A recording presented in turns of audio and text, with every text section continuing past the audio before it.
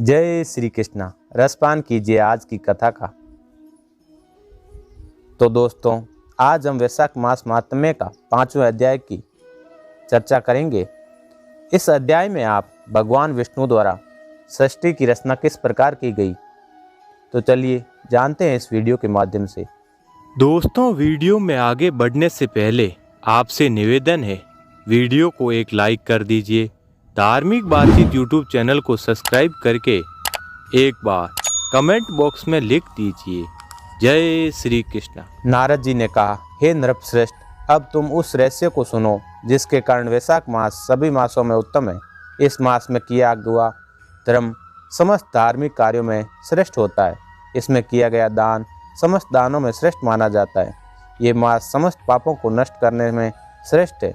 इन समस्त बातों के गुप्त रहस्य को सावधान होकर सुनो। हे राजन, जब सभी युगों की समाप्ति पर समस्त लोगों के स्वामी भगवान विष्णु समस्त सृष्टि को अपने उदर में रखकर शेषशायी होते हैं और योग निद्रा में के विभूषित होकर अनेकता रूपी एकता को प्राप्त होते हैं, तब एक निमेष बीतने के बाद वेदों की प्रार्थना पर भगवान अपनी निद्रा को त्यागते हैं।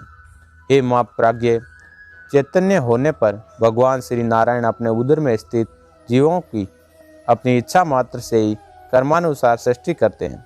भगवान विष्णु की इच्छा होने पर उनकी नाभि से एक स्वर्ण कमल उत्पन्न हुआ और उसी कमल से विराट पुरुष रूपी ब्रह्मा उत्पन्न हुए। फिर भगवान की इच्छा अनुसार ब्रह्मा ने 14 भुवनों की रचना की तथा भिन्न भिन्न कर्म और आश्रमों की रचना की। तीनों गुणों सत, रज और तम सभी भुवनों के अधिपति, प्रकृति और मर्यादा की रचना भी हुई। इसके बाद वर्णाश्रमों की रचना करके धर्म की स्थापना हेतु चारों वेद, शास्त्र, स्मृति, पुराण तथा इतिहास के निमित्त उनके प्रवर्तक ऋषिगण प्रकट हुए। उन ऋषियों ने अलग अलग वर्णों के अलग अलग धर्म सुनिश्चित किए तथा प्रजा को उत्पन्न कर उनमें धर्म के प्रति जिज्ञासा को श्रद्धा में बदला। जब सृष्टि का क्रम चल निकला, तब भगवान विष्णु ने प्रजा के हृदय में भय स्थापित करने, परीक्षा लेने तथा ये देखने के लिए कि सभी आश्रमों की प्रजा धर्म के अनुसार आचरण करती है या नहीं, इच्छा की। भगवान ने चिंतन किया कि प्रजा धर्म का पूर्ण रूप से पालन किस समय कर सकेगी।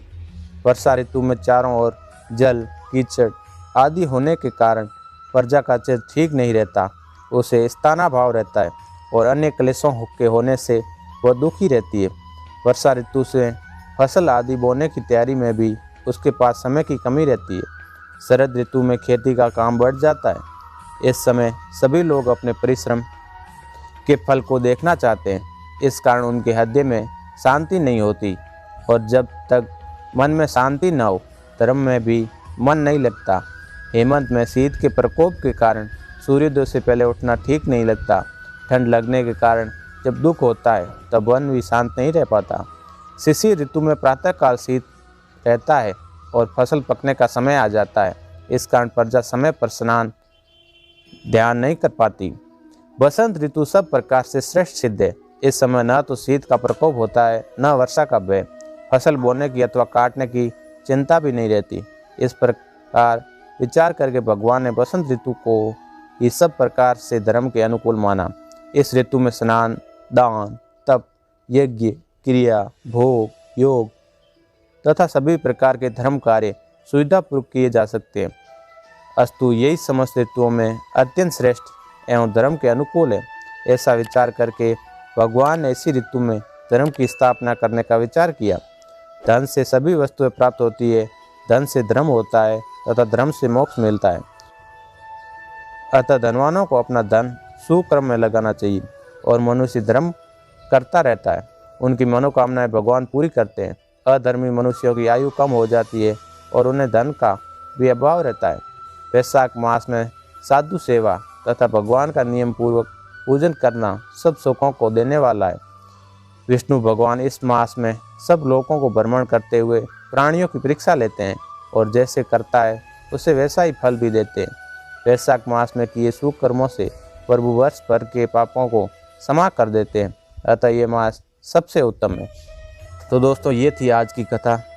आपको आज की कथा कैसी लगी हमें कमेंट बॉक्स में कमेंट करके ज़रूर बताना।